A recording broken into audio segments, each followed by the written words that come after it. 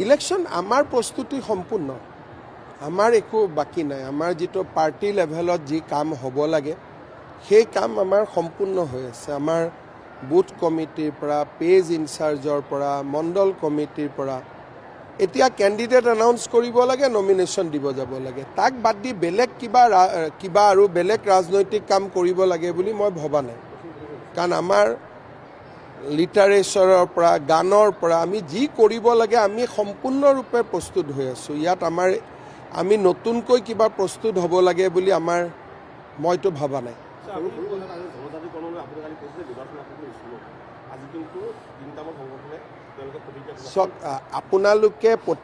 আপোনালোকে এনেকৈ প্ৰশ্ন এটা সোধে যাতে তাত প্ৰতিক্ৰিয়া হয়, তাৰপিছত আৰু প্ৰতিক্ৰিয়া হয়।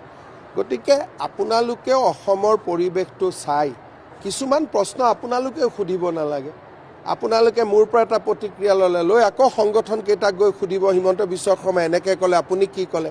কিন্তু গুৰিটোতো মই নহয়, গুৰিটো আপুনিহে।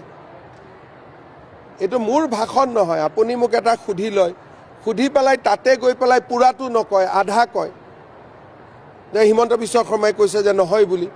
মই কি কৈছোঁ যে প্ৰক্ৰিয়াটো দীঘলীয়া, সংসদ যাব, কেবিনেট যাব, দীঘলীয়া প্ৰক্ৰিয়া এটা, তেওঁলোকেও জানে। কিন্তু আপুনিতো মোৰ প্ৰতিক্ৰিয়া ল'ব যোৱা মানুহখিনিক এই গোটেইখিনি কথাটো কোৱা নাই। সেইকাৰণে এইটোৱে ডেঞ্জাৰ কথা। বহুত ঘটনাৰ পিছত মাৰপিট, আন্দোলন, গুলীয়াগুলীলৈকে হৈ যায়, গুৰিটো ইয়াত লুকাই থাকে যে আধা কথা প্ৰচাৰ কৰা। সেইকাৰণে মই কষ্টই পাওঁ, কিন্তু আপোনালোকক সন্তুষ্ট কৰিবৰ কাৰণে আহি উত্তৰকেইটা দিব লাগে। নহ'লে মই বহুত কষ্ট পাওঁ, কাৰণ আপোনালোকে পকাই পেলাই এনেকৈ কৈ দিয়ে। তেওঁক গৈ ক'ব হিমন্ত বিশ্ব শৰ্মাইটো নহ'ব বুলি কৈছে। মইতো নহ'ব বুলি কোৱা নাছিলোঁ, মই হ'ব বুলিহে কৈছিলোঁ। খালি হোৱাৰ প্ৰক্ৰিয়াটোৰ কথাটো কৈছিলোঁ।